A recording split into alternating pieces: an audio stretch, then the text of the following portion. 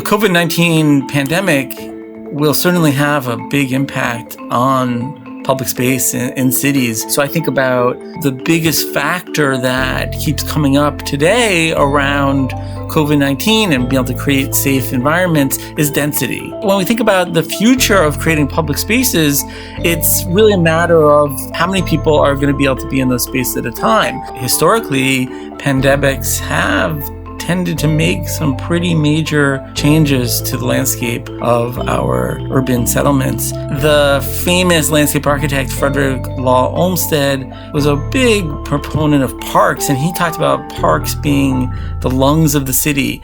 There was, at that time in the late 19th century, a sense that parks could provide a way to reduce communicable diseases and address other societal ills. Take, for example, Central Park.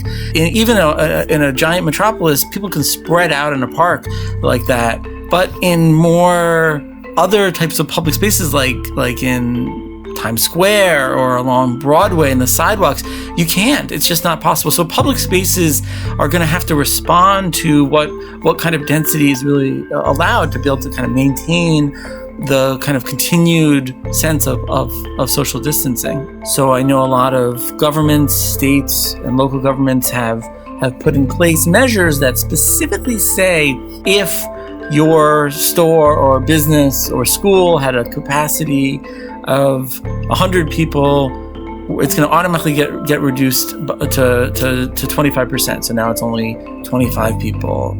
And so that idea of lowering density, it appeals not only in indoor buildings, but it applies outdoors. So I think public spaces are going to change. I think that the park model is going to continue to be a way for people to spend time outdoors, spend time with each other, but do it in a way that they feel comfortable with and promote social distancing.